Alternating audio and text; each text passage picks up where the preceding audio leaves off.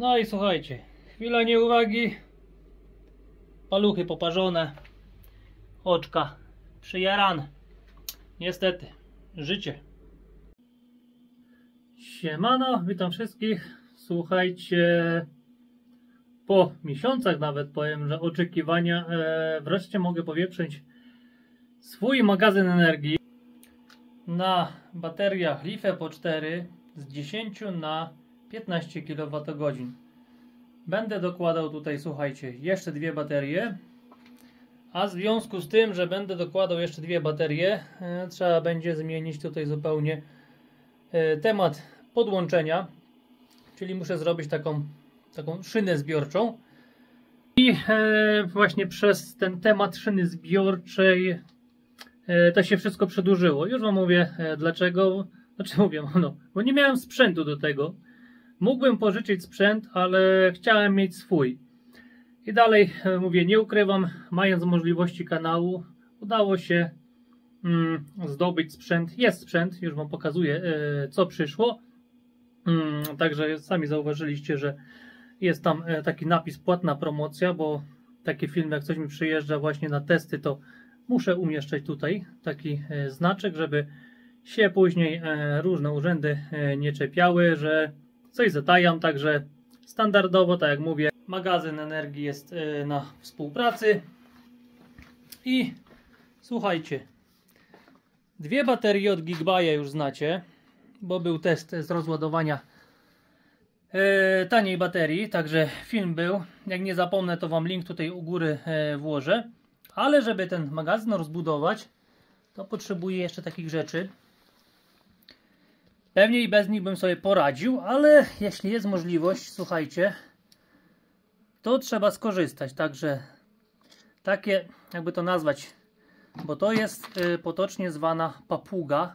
Takie cęgi do obcinania grubszych przewodów, grubszych kabli. A tutaj są takie automatyczne, słuchajcie, o, że sobie lecimy i na spokojnie tniemy. Także w filmie wam pokażę, jak się tym obcina. Także to jest drugi temat. To jest pierwszy temat, który czekał na drugi temat. I tutaj mamy trzeci temat. Chyba najważniejszy z tych wszystkich tematów.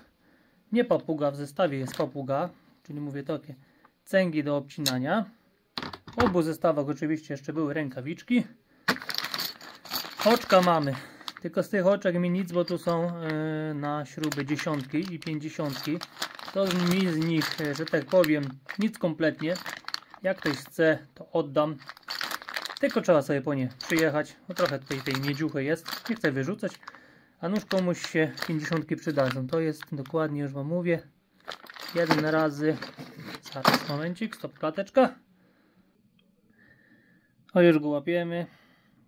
Mi się wydaje, że to jest 10 razy 3,8, czyli 50 mm kwadrat przewód. Tak widzę od oka, także nie ma co tutaj wymyślać.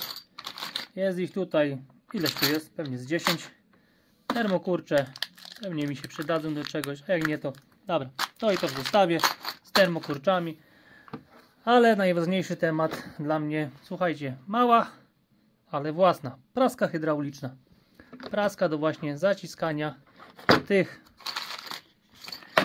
oczek, co właśnie wypadło na przewodach 35 innych, żeby to było konkretne połączenie. Także praska hydrauliczna, prasujemy, zaciskamy, później odpuszczamy, otwiera się. Tutaj żadnych cudów nie ma, to jest prosta hydraulika, słuchajcie. I tak, formalności, żeby było zadość, słuchajcie, link do jednego, drugiego i trzeciego produktu w opisie filmu. A my, co? My, nie my, tylko ja biorę się, słuchajcie, za robotę. I trzeba najpierw tak, tego byka trzeba przesunąć, bo nam tu trochę zawadza. Dobrze, że przewody mam zrobione takie dłuższe, także to ma kółeczka, odjedzie się do przodu. I muszę to wszystko, słuchajcie, rozkręcić, rozpiąć. Oczywiście najpierw trzeba wyłączyć falownik. On akurat teraz nawet w trybie jest, że doładowuje baterię, bo mu brakło. Także wyłączam falownik zupełnie. Tu mam przełącznik agregat sieci, także przypinam się, żeby ominąć to wszystko i leci sobie dom na bypassie, co jest podłączone. A ja tym wszystkim stąd wyjeżdżam i spróbuję tutaj trzeci rząd baterii, trzecią baterię dołożyć, czyli tą całość, tą wszystko muszę podnieść do góry. O, jak widzicie, stoję na takich pustakach, jeszcze pewnie cegieł dołożę. Ja to mam gdzieś, jak to wygląda. To ma stabilnie stać, czyli jeszcze mogę tutaj dołożyć cegiełki. Tam mam z tyłu miejsce. Mogę bateriami śmiało dojechać do ściany. Jak dojadę do ściany, to praktycznie posuwam, to tu na kolejny będzie mi stawać, czyli 6 mi się bez problemu tutaj zmieści. I też muszę to rozjechać. Tutaj miejsce jest, także śmiało można jeszcze rozjechać, żeby środkiem puścić właśnie te przewody, co idą z falownika, pójdą środkiem. I to tak myślę zrobić takiego właśnie pająka, że będzie oczko i do niego dwie baterie, albo każda osobno do oczka, po prostu co kawałek, taki pajączek. Ale więc zobaczę, jak to wyjdzie, czy te 4 do jednego oczka, później kolejne, bo tu się po czasie może to jeszcze rozrosnąć, bo ta pucha tutaj długo stać nie będzie na wieki. Także można będzie jeszcze wyjechać do przodu.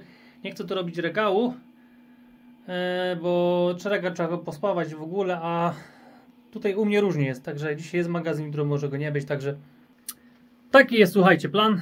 Także biorę to, rozpinam i na bieżąco będę Wam pokazywał tak co dzieje, jak i dlaczego. A jeszcze właśnie nie wspomniałem. Tutaj jeszcze gratów trochę nazbierałem sobie. Oczka, o tak widzicie, tu są właśnie 8 razy 35 do tych przewodów.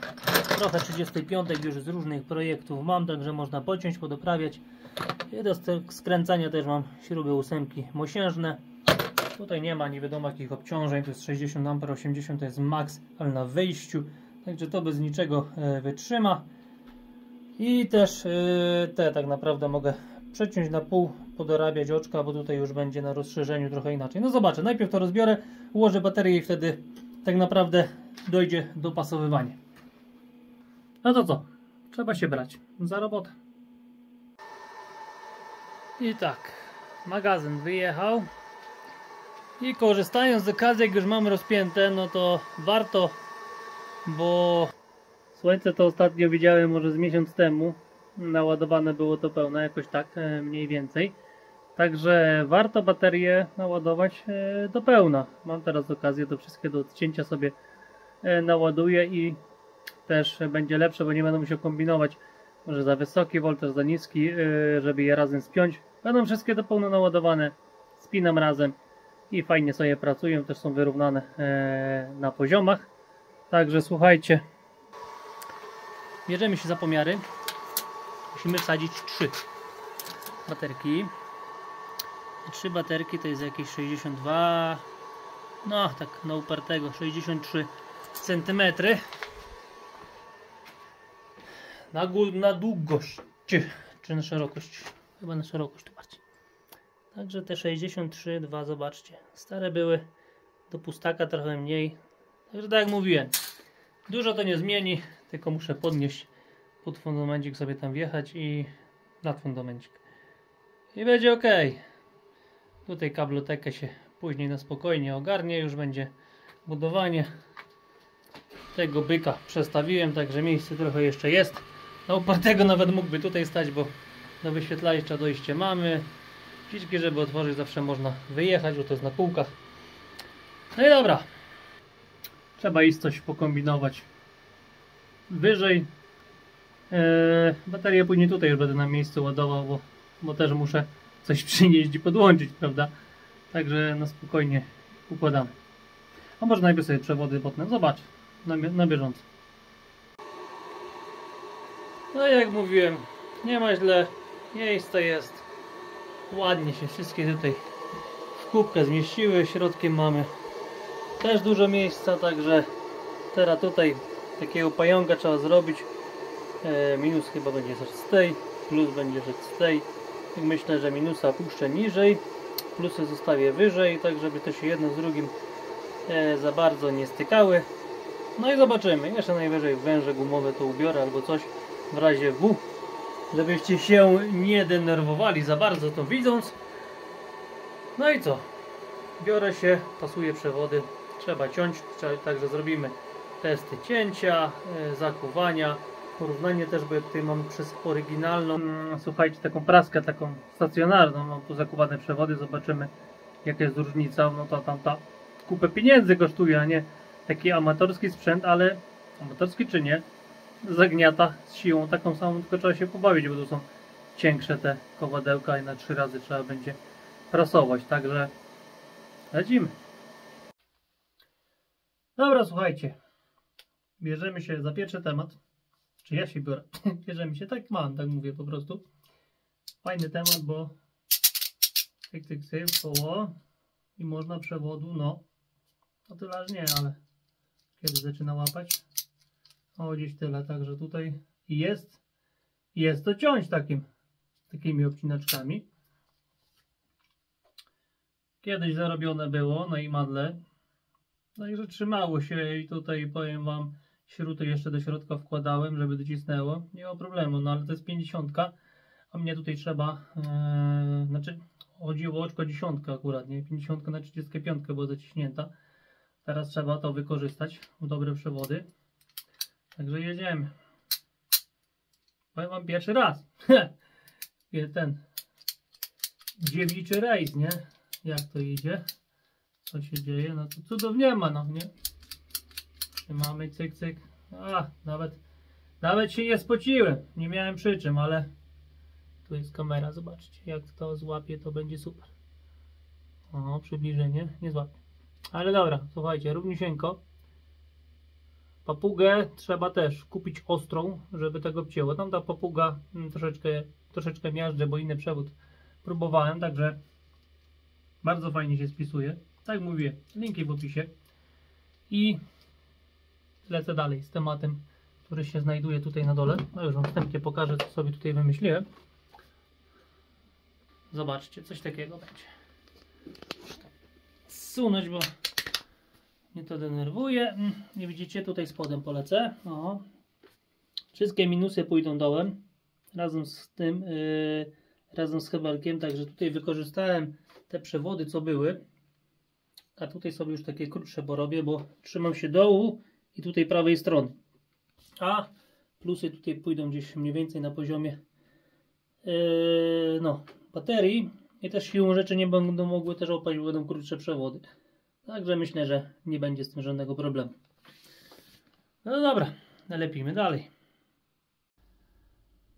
I słuchajcie, jak obciąłem, to chciałem wam jakoś to mądrze pokazać. No niestety ja tu z profesjonalnych kamer nie mam, także musimy sobie poradzić. Takie, jak to nazwać, zapomniałem. To takie kamienie, nie? Tu jest akurat 35, tylko ja widzę, że tu już będzie może być problem.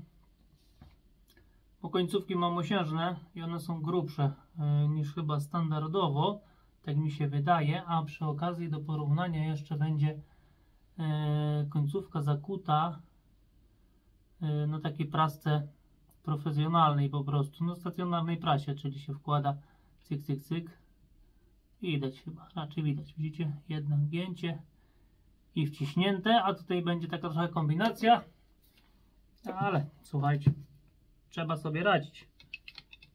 Lepsze to jak i madło. Tutaj mamy, wkładamy, tam jest taki chyba śrut w środku jest, który to blokuje. Zakręcamy, a nawet widać. Pamiętajmy, że trzeba ustawić tak jak nam akurat trzeba. Widzę, że to już trzeba będzie to do tego mojego marnego stołka przykręcić. Tutaj jakąś opaskę sobie przykręcę i będzie taka stacjonarna, że tak powiem. Ten stołek to przeżył już tyle. No pompuj. No zobaczymy. A może nóż widelec. Dobra, jak już złapało, to dusimy. Słuchajcie, dokręcę. A jakoś tak tutaj. Zobaczymy, czy bokiem nie wychodzi. A nie, nawet powiem wam chyba nie. Może zrobić takiego śledzika tutaj. Ale też jest na ten sposób, że można tutaj założyć oczko 50, tu 35 i dociśnie. Jak troszeczkę nam zrobi. O, powiem wam.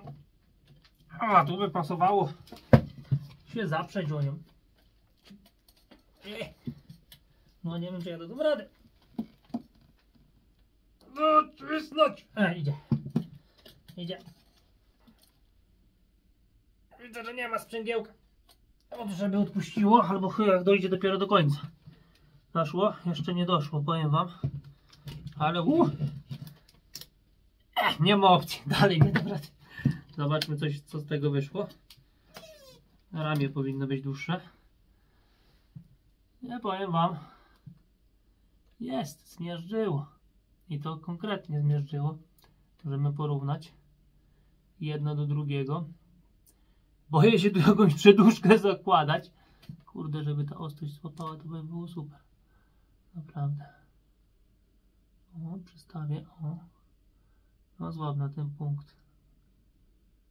No, patrz jaki uparty. Nie chcę. Z przednia kamera i no tak jak to nie reaguje fajnie.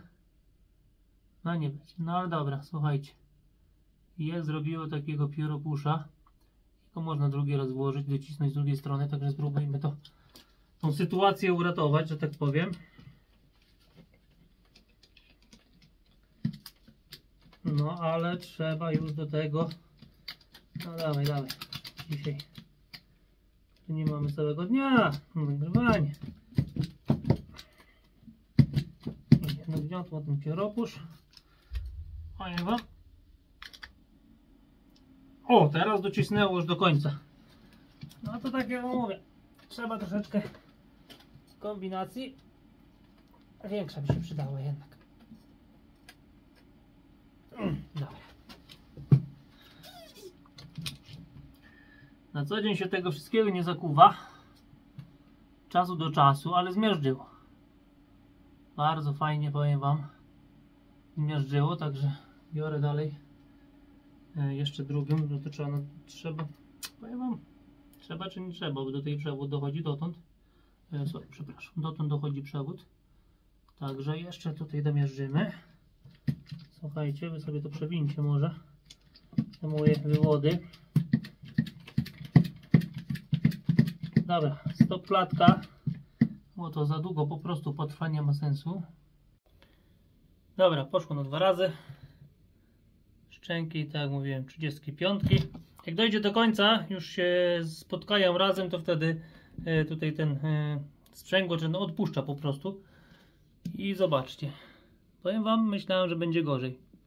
To, że troszeczkę jest tam no, nierówno, no niestety, no.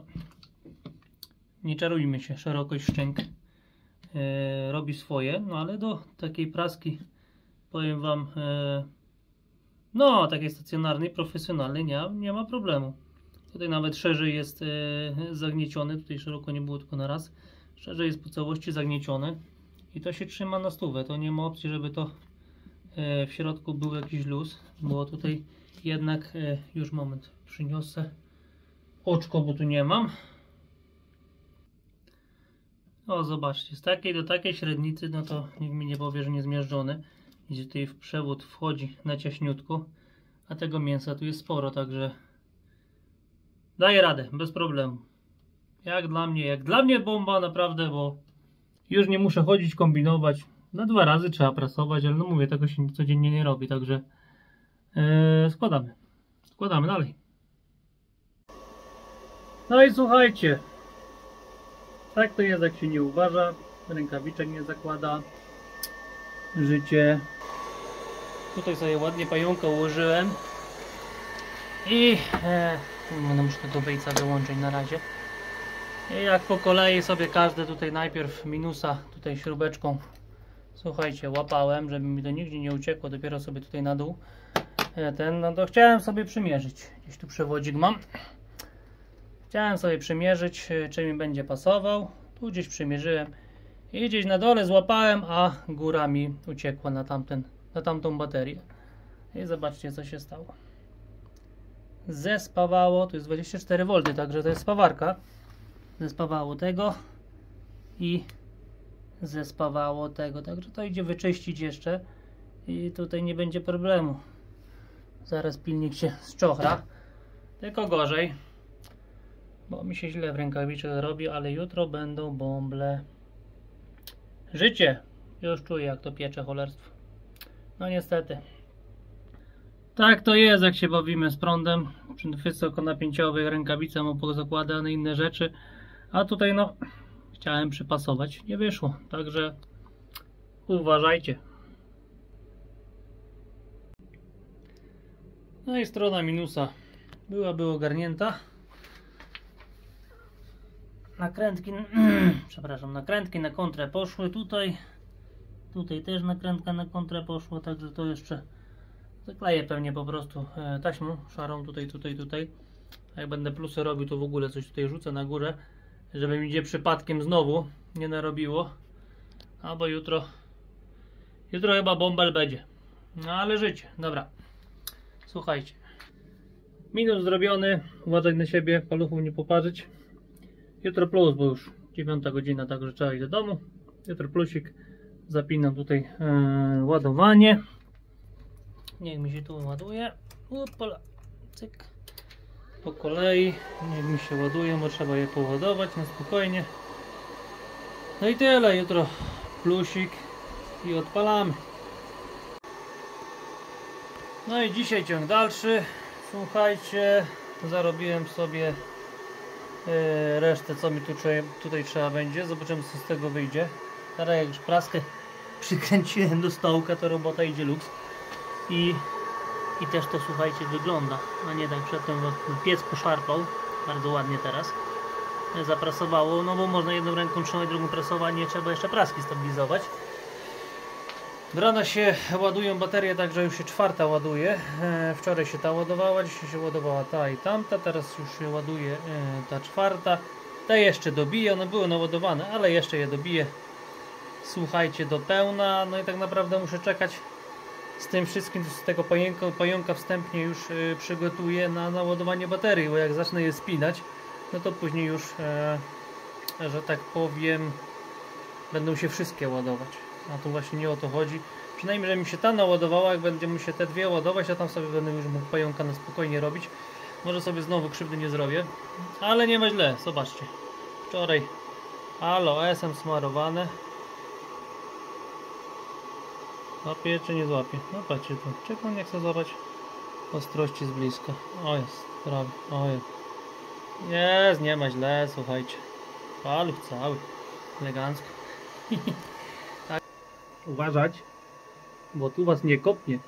Ale popatrzeć może, jak wsparcie złapie. Dobra, działam dalej. No i spięte. Oczywiście nie chciało mi się czekać, jak zwykle. Górny pajączek wygląda tak. Dolny pajączek wygląda tak.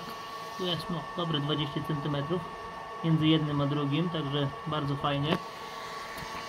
Te tylnie połączenia były zostawione pod takie dłuższe śruby, żeby jeszcze dopiąć od tyłu MPPT od 2 paneli, także mamy tu plusik i minusik i tak naprawdę mamy dalej, możemy kontynuować z tym całym ustrojstwem przechodzić, ale chcę wam coś jeszcze pokazać, bo ten był niedoładowany i te dwa też tak były ładowane kiedyś. I zobaczcie, co tu się dzieje.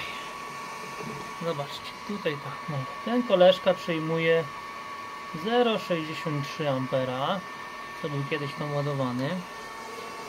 Ten koleżka przyjmuje, nie patrzcie się, tam będzie w plusie, w minusie, 1,64 A, bo też był ładowany kiedyś tam. Ten niedoładowany przyjmuje teraz 17 A, bo tutaj leci z tego 20 A. Ten tu przyjmuje 17 A. Ten był jakieś 2 godziny temu ładowany. Zobaczcie. Wszędzie jest voltaż taki sam. Trzyma około 27 V. Nawet fajnie na tych można sobie zobaczyć. 27,1 całość trzyma. I te nie potrzebują, bo te po prostu mają więcej. Także nie wciągają. A idzie tam, gdzie trzeba. Ten też praktycznie, coś tam sobie tylko troszkę. I ten też jakieś 0,22. Jeszcze tam dociąga, chociaż był naładowany, jeszcze tam dobija, bym mi się ułożył. I to jest właśnie, słuchajcie, fajne w połączeniu równoległym. Jeden drugiego będzie później też wspomagał. One się fajnie wszystkie wyrównają. A teraz tylko pobiera prąd ten, który on potrzebuje. Przyszeregował niestety. Jeden był naładowany, odciąłby układ i drugi by nie mógł się naładować. A tak się wszystkie ładnie naładują. Także zostawiam to na razie. Hebel już jest zapięty. Ja zawsze zanim hebel zapnę, to o, tutaj mam takie specjalne urządzenie. To jest dostępne tylko i wyłącznie wysyłkowo. Tutaj bierzemy, podłączamy 2 piny i z tyłu mamy też takie, o słuchajcie, 2 piny i to pod hebelek dajemy, wtedy nie ma iskrzenia i wtedy też naładują kondensatory, zapinamy hebelek, cyk i nie ma żadnego strzału na hebelku. No i tyle, słuchajcie. Ładuje, aż się wyłączy ładowarka, aż wszystkie BMS-y w każdym po prostu zareagują i podcinają baterię i odpalamy. Termowizja, obciążenie jakieś 130 A. Dopiero wtedy zobaczę, no, czy to coś jest warte. I jeszcze taki temat, słuchajcie, tu jest taśmą obklejone, ale powiem wam, jak się będzie grzało, to ta taśma się będzie topiła. I będzie widać z daleka, że gdzieś jest też połączenie kiepskie. Może to nie wygląda, ale robotę zrobi. No i jeszcze dodatkowo baterie są zabezpieczone. Około 100 A na wyjściu, czyli jakieś 120 A pewnie są w środku jakieś bezpieczniki. Ja z każdej mam wypuszczone jeszcze dodatkowo 60. Daną 60 na każdym wyjściu. Nawet jak było zwarcie zwrotne, cokolwiek, to popali mi te bezpieczniki, nie uszkodzi mi baterii w środku. Także czekam, się naładuje i jedziemy z testem. I jak to z obciążeniami wygląda. Słuchajcie, odpalony. Lecę z testem. Już 5 po, także 20 minut obciążenia mamy. Takie mamy obciążenia. Około 130 A, bo ten tutaj amperometr trochę świruje prawo, lewo, ale ja się opieram bardziej na poborze, jaki leci. Także tutaj licznie nie kłamie. Pobór mamy 3000, prawie 200 W. Około 120 A leci z 26 V, bo już tak spada na 25,9. Słuchajcie. I tak, obciążenie farelka jakieś 2 kW i do tego taki koleżka, obciążenie około 1100 W, także o nim jeszcze będzie. I co? Słuchajcie, będzie termowizja, ale najpierw zobaczmy, jak to ciągnie z poszczególnych, bo tak mnie troszeczkę zdziwiło. Mamy DC ustawione, wyzerowany. Ja wam trochę zdziwiony jestem, ale ja tu nie jestem jakiś fachowiec. Popatrz, z ostatniego tego pająka leci 16 A. Drugi na końcu też 16 A. Także tutaj leci równiutko z tego pająka. To mamy drugiego pająka. I tak, z tej baterii leci 31 A. Z tej baterii leci 26 A. Z tej baterii leci, już zobaczymy, 24, prawie 25 amper, a z tej leci 22. I to mnie ciekawi właśnie, dlaczego tu jest porówno mniej, bo dalej przewód, ale zobaczcie, tu są, nawet ten jest najkrótszy z tych wszystkich, chyba że może przez to, że jest najkrótszy i najwięcej z niego ciągnie, ale to jest tam, no nie wiem, tam 5 cm krótszy, raczej długości są praktycznie takie same. No nie wiem, czy on jest najkrótszy. Nie, takie same są długości, tamten jest dłuższy, bo musiał być. I to wszystko jest w kupie tutaj, także no, dla mnie trochę dziwne, niech się mądrzejsi wypowiedzą, czego tak nierównomiernie, chyba że tak baterie oddają. No ale tu widzicie para i tu jest para i oddają no, różnie. Także no, ja mówię tak, ja się cały czas tego uczę i ciepło tutaj się zaczyna robić, bo farelka 2 kW daje. Także bierzemy się za termowizję i zobaczymy, jakie tu są temperaturki i co tutaj się grzeje. Coś mi dzisiaj ta kamera szwankuje, ale łapmy póki, że tak powiem, gorące. I zobaczmy, patrzcie, tu gdzie jest ciepłe, gdzie jest ciepłe, szukamy ciepłego, najgorętszego miejsca szukamy, nie patrzcie się na kolor, tylko, o zobaczcie, tutaj najgorętszy, odsuńcie, to bierze tutaj 30 A, bezpiecznik ma 28 stopni, dam swojego palca na niego, zobaczcie, mój palec jest cieplejszy. Najgorętsze miejsce będzie tutaj na śrubach. Śruby, tylko właśnie muszę złapać. Sobie ten hebel tam wsadziłem i teraz sobie mogę. Najgorętsze miejsce, śruby tutaj 45 stopni. Leci 120 A, 3,2 kW poboru. Spróbuję to od spodu jakoś jeszcze złapać. O, te śruby tutaj. Ten pająk, zobaczcie. Nawet różnicy nie robi żadnej w temperaturach. No tu się najbardziej grzeje. Trzeba będzie może połączenie jeszcze poprawić. No, spróbuję podokręcać jeszcze. Może to przez to, że... No ale nie wiem, no nic tu się nie grzeje, no. Panikę sieją, nie wiadomo co. Kable ledwo zimne. Normalnie masakra, tylko nie wiem czego czemu mojego krzyżyka nie ma na środku. No ale zobaczcie, no 35 stopni mają przewody. 120 amper leci. Nie ma, że sobie coś wymyśliłem, wyłączyłem. O, zobaczcie, widać, jak leciało, tak leci, cały czas. To samo, non stop. 42 stopnie, tam jest ta śruba, te śruby się najbardziej grzeją. 44 stopnie ma hebel. Hebel mosiężny. Jak był tutaj stalowy hebel, to on miał 80 stopni. A mosiężny, tak jak mówiłem właśnie, że świruje mi ta kamera i potrafię aplikację rozłączyć. No słuchajcie, no 47, 6, ale to działa już, która jest. Ponad pół godziny ciągnę, słuchajcie, tym. Także to już siłą rzeczy musiałoby się wszystko zagrać.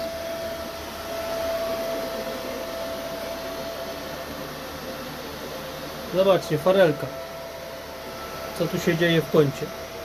Ściana się do 57 stopni nagrzała, bo farelka 2 kW daje. Tam jest bednarka. Bednarka się do 57 stopni nagrzała.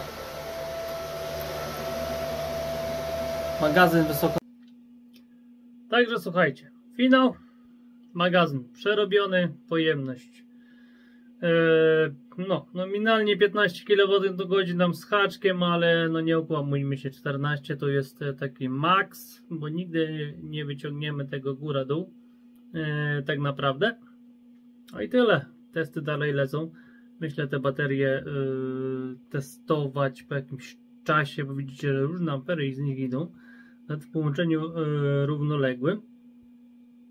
Także zobaczymy, co z tego finalnie wyjdzie, jak to się po czasie będzie zachowywało. I standardowo u mnie to teraz tak normalnie wygląda.